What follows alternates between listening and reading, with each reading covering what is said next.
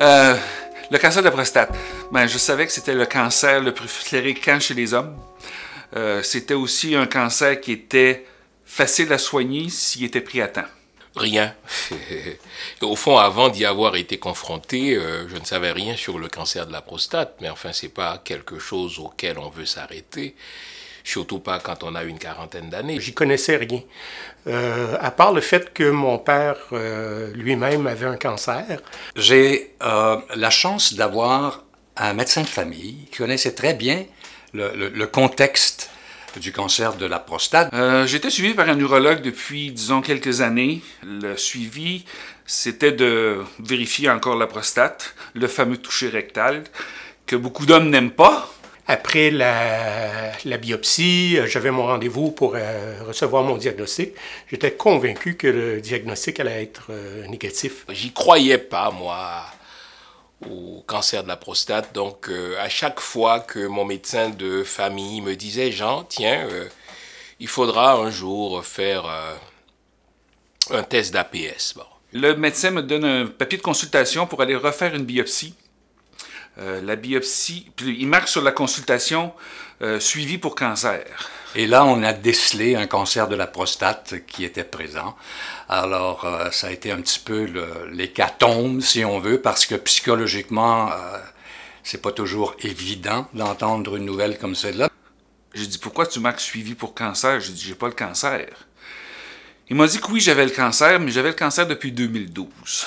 C'était un choc pour moi. Le diagnostic est venu un peu comme une surprise. Et là, ils m'ont dit, Monsieur Fils-Aimé, sur 19 échantillons qu'on a prélevés de votre prostate, eh bien, il y en a un qui a une tumeur. Donc, vous avez le cancer de la prostate. Et là, le ciel venait de me tomber sur la tête. Bon. Dans ma tête, ce qui roulait, c'était toujours ça, le mot cancer. Le médecin qui m'a diagnostiqué m'a remis un document. C'est un livre du Dr Saad, qui est un éminent urologue montréalais. Et toute l'information était dedans. Alors, ça a été un cheminement pendant, je dirais, peut-être 2 mois, où il y avait beaucoup d'incertitudes, beaucoup de questionnements.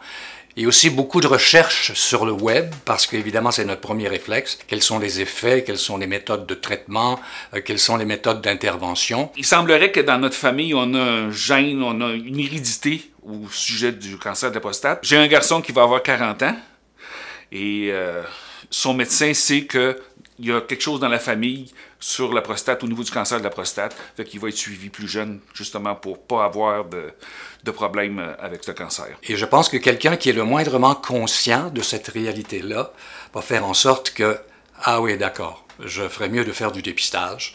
D'abord d'en parler à mon médecin traitant, de faire du dépistage pour en arriver à me rendre compte qu'effectivement, c'est présent ou ça ne l'est pas. Écoutez, si vous avez un médecin de famille, demandez à ce qu'on fasse les prises de sang pour le PSA. C'est avec des prises de sang qu'on a pu cibler mon problème. Et la prise de sang pour le PSA, mais ça fait pas plus mal que n'importe quelle autre prise de sang. Puis non, il n'y a pas de toucher rectal. C'est une prise de sang. Dans mon cas, ce qui m'a vraiment sauvé la vie, et toute la différence est là, c'est le dépistage tôt. Et s'il y avait un message à communiquer aux gars, c'est de vous faire dépister, c'est d'en parler.